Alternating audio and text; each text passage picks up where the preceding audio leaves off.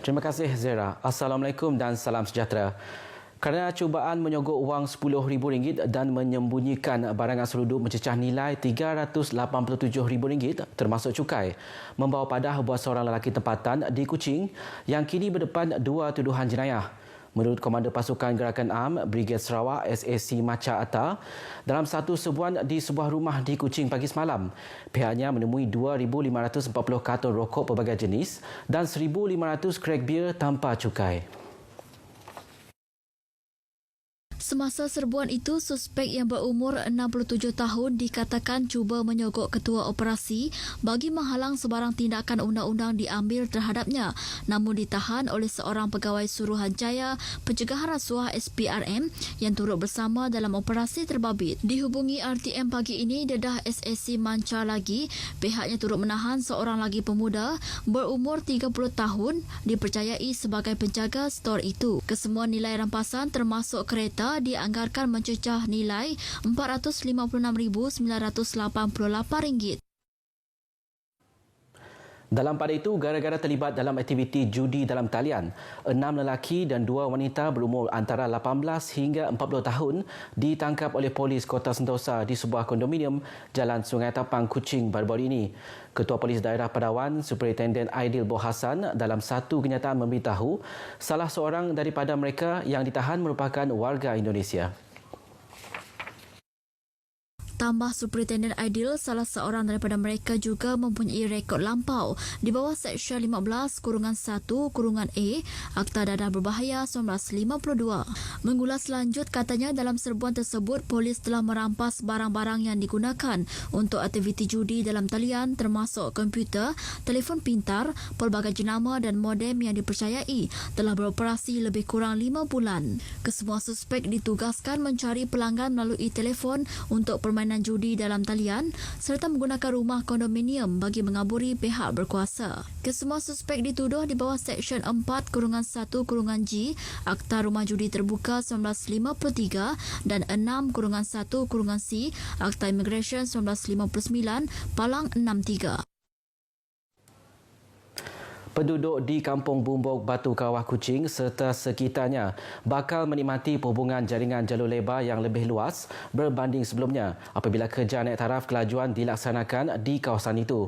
Ahli Dewan Undangan Negeri Adun Batu Kitang, Loh Kechang berkata pihaknya dengan kerjasama Syarikat Perkhidmatan Telekomunikasi Telekom Malaysia meningkatkan kadar kelajuan jalur lebar di kawasan itu dengan pemasangan fiber distribution kabinet. 10 million investment is about 500 customers, but serving 1,500 household. But not every household will install. Correct. But I would like to encourage everybody to install because we can all afford it. And I would like to encourage everybody to install. I said just now, it's the era of information technology. Jelasnya pemasangan itu menelan kos RM10 juta termasuk pemasangan jalur lebar ke rumah penduduk yang kini mencapai 30%. Beliau menyatakan demikian dalam sidang media selepas tinjauan liputan jalur lebar di Kampung Bumbok Batu Kawah Kuching. Dalam pada itu, Loh Kechang yang juga pengerusi Majlis Perbandaran Padawan MPP kini mewajibkan pemaju dan pihak pengubah suai bangunan menggunakan Ro-Ro bins untuk pembuangan sampah pembinaan dan kerja-kerja meroboh. Jelasnya penggunaan Ro-Ro bins itu merupakan polisi baru MPP dan ia hendaklah disewa daripada Trinikan Sarawak Senin Berhad. Keputusan tersebut telah dicapai pada mesyuarat Jawatankuasa Kesihatan Awam 4 November lepas berikutan kes pembuangan sampah haram yang berleluasa serta meningkatkan kos pengurusan sampah MPP.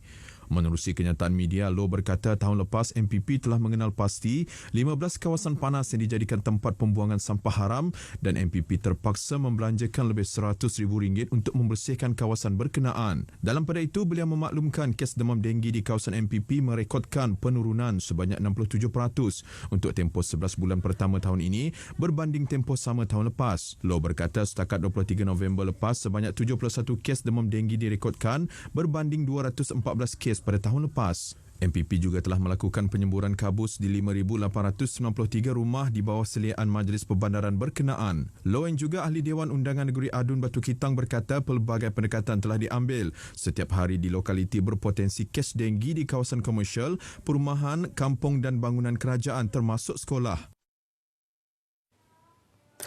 Pihak berkuasa tempatan PBT berperanan penting dalam menjalankan tugas memenuhi keperluan masyarakat. Menteri Muda Kerajaan Tempatan Sarawak, Datuk Dr. Penguang Manggil, menyifatkan PBT sebagai institusi penting dalam sistem kerajaan, memandangkan PBT adalah agensi pertama yang awal mengetahui sesuatu isu dalam masyarakat dan seterusnya mengambil tindakan segera.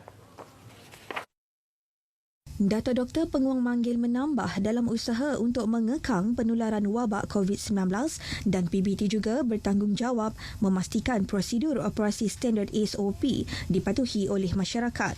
Beliau berkata demikian mewakili Menteri Kerajaan Tempatan dan Perumahan Sarawak, Datuk Seri Profesor Dr. Sim Koo Hian pada Majlis Anugerah Perkhidmatan Cemerlang APC 2019 di Miri.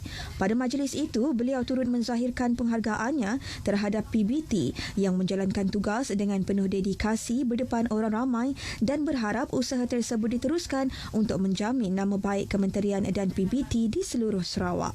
Seramai 173 kaki tangan dan pegawai dari pelbagai agensi di bawah Kementerian Kerajaan Tempatan dan Perumahan Sarawak di bahagian utara menerima anugerah.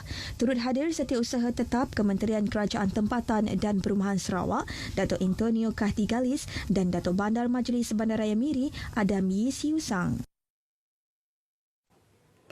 Aduan seorang pembeli rumah di Sibu akhirnya mendapat pembelaan Tribunal Tuntutan Pembeli Rumah Sarawak TTPRS apabila syarikat pemaju perumahan diarah membayar pampasan kepadanya. Presiden TTPRS Robert Elon Sireng dalam keputusannya mengarahkan syarikat pemaju Well-Done Development Sdn Berhad membayar pampasan berjumlah RM16,909.55 kepada pembeli rumah Yong Ting Ting. Robert Elon menjelaskan pampasan itu diberikan atas kelewatan penyerahan rumah oleh pihak syarikat pemaju kepada pembeli.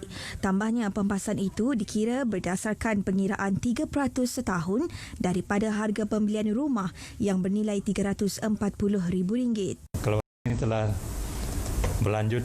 berlanjutan selebih 660 hari. Tapi kita telah menorak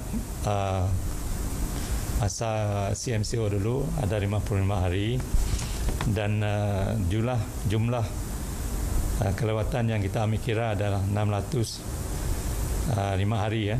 Dalam sesi pendengaran kes itu, Robert Elon turut mengingatkan syarikat pemaju untuk membayar pampasan itu dalam tempoh 45 hari. Sekian berita dari Sarawak. Kita kembali bersama Zehra di Angkasa Puri. Silakan.